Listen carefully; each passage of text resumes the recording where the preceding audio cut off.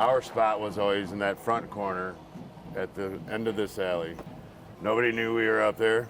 Just 15 years old back in May of 1991, this man, who we'll call John Doe to protect his identity, was hanging out on top of this building right across the street from what was then a teen dance spot called The Club in the basement at 505 Pleasant Street in downtown St. Joseph, Michigan. So you're up there and you're looking this way, and what do you see? Where was... This is where all the action would be. Yeah. Yeah, everyone would get dropped. Both sides of this would have been packed cars. You know, young kids to late teens getting dropped off, going to the dance. One of them was 16-year-old Eric McGinnis, a junior at Benton Harbor High School, who was a very good dancer, according to John, and he clearly recognized Eric that night. I knew who he was. I liked him. That was about it. John says he saw Eric come upstairs, out of the club, talk to some girls at a nearby corner, then minutes later take off running towards Silver Beach when some angry white teens came storming out of the club and jumped into their cars, all while he was looking down from that rooftop without anyone knowing. But when they stopped here, Okay. they were saying they were going to kick the out of somebody. Let's find this that I did hear from up there. John says he saw 19-year-old Curtis Pitts and another white teenager who ABC 57 is not identifying for both legal and ethical reasons. John says they were driving two different vehicles, circling downtown streets to try and find Eric McGinnis. The reason? Eric had apparently been dating a white St. Joe girl, and her new boyfriend, Curtis Pitts, was apparently not happy about it. I wish I could have unseen what I saw. John says he scrambled down the fire escape to find out what was really going on, ran over to the bluff nearby, and down the steep incline there. And I'm now seeing parked when I'm right about down here in the middle of the hill slant. Okay. Look, I mean, right there's where I'm talking about. So you had a perfect view. Oh yeah. Yeah, I was elevated to see everything taking place right there. It was like a junkyard resemblance almost. I just remember a bunch of construction stuff and dirt and the rock. Yeah, I mean right there, bird's eye view.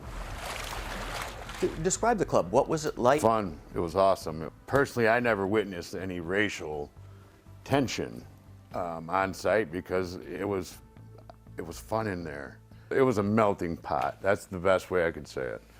Ultimately, seeing black and white people absolutely having a great time, laughing at each other, there was never a presence of like fear.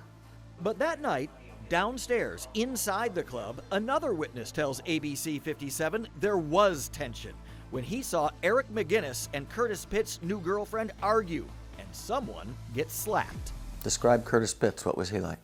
Like a big brother teddy bear, like a badass because he was, a karate champion and a big, confident person. Was Eric McGinnis murdered because he was a black kid dating a white girl in St. Joe? For sure. For sure. 100%. Yes, he had problems with black people. It was absolutely probably highly racial motivated. Black kid was running, and when I first saw him, he had one white guy chasing him. Then, I motioned to my friend to look.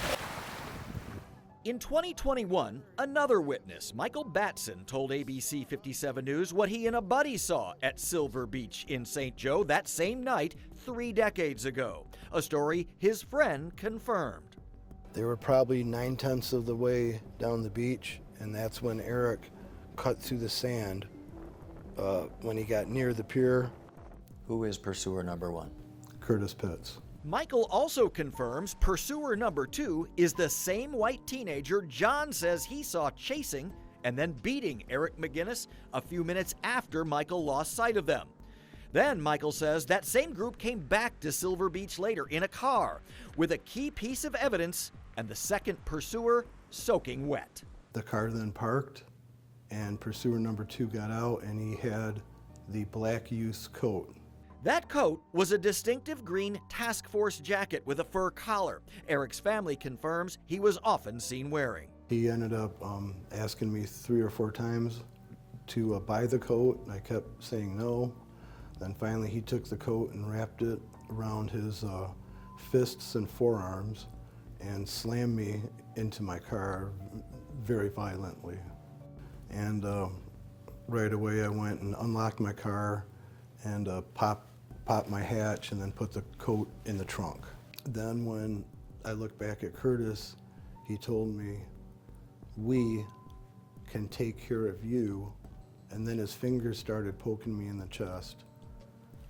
"Right now, just like we took care of that f***er." When I saw the dust of Curtis's truck coming over the little construction entrance thing, and none of it even registered then. It did not register what I was getting ready to see. I could tell clearly it was those 2 cars meeting up again. John says Curtis and pursuer number 2 cornered Eric McGinnis along the broken concrete and rocks near the CSX rail bridge before these upscale condos and marinas were built on the edge of the St. Joseph River, right across from the U.S. Coast Guard station, where Eric's bloated body was found 5 days later. Eric's home in Benton Harbor and safety right across that very cold river. So you saw Eric McGinnis on the rocks at the river's edge. I saw these guys play cat and mouse with him until he thought he had a way out. And that's when the really got deep for him. Bad, quick. They wouldn't let that poor kid move on those rocks. He herded him right to Curtis. I mean, it was like watching hunting dogs. But they were hunting Eric McGinnis. That evening, absolutely, yeah. Yeah, they were. He didn't have anywhere to go. It was absolutely disgusting to see these guys throwing what I would say were good pebble rock sizes like that. Softball size and baseball size rocks. John, who has a long history of theft, fraud, and drug use, says Curtis Pitts and the second white teen both threatened to kill him if he ever spoke out about what he saw. But Curtis took his own life inside this house in February of 2003, 12 years after Eric's death. And John says he is now willing to testify under oath the second pursuer, who's still alive and living in Southwest Michigan, played an active role in Eric's murder. Absolutely took his swings, and absolutely I do recall seeing him kick at him, yeah.